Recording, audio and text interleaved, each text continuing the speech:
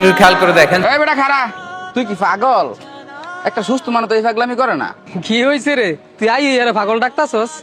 High রে বেটা, রাইতের বাজে 2টা। এই টাইমে আমার ফোন দিয়া কয় হ্যাঁ নাকি গাড়ি অ্যাক্সিডেন্ট করছে, দৌড়ে কলেজ মেডিকেল যাইতাম।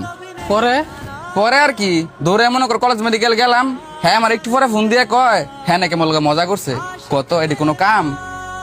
কি রে, তুই হার লগে এমন করলি কে? আরে আমার মাই কালকে রাইতের বেলা কইতেছিল তুই যে তোর বন্ধু লেগে এত পাগল, তোর বন্ধুরা তোর লেগে পাগল নাকি? তোর বিপদে তোর পাশে দাঁড়াইব নাকি?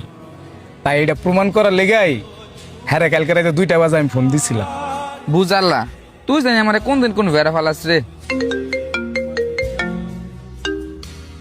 হ্যালো আব্বা।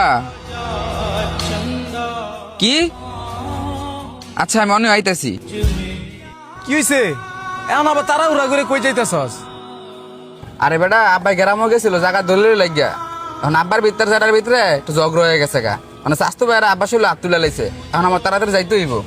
ওই খারা তুই একলা যাবি কিল লিগা? তোর লগে আমিও যামু। ওই শাহিন তুই গাড়িটা ছেড়ে দিস।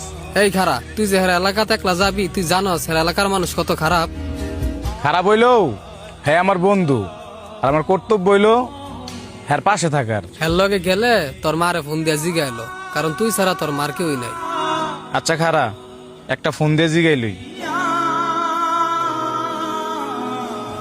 হ্যালো মা, আমার বন্ধু পরশ আছে না, হ্যাঁ একটা বিপদে পড়ছে, এখন আমার কি করা উচিত? আচ্ছা মা ঠিক আছে। কি কইছে তোর মাই? নিশ্চয়ই তোরে না করছে। আমার মাই কইছে যে বন্ধু তোর বিপদের কথা শুনে আর যে 2টা বাজে দৌড়ে আসে, সে বন্ধুর সঙ্গ কোনো শুনতে না আছে।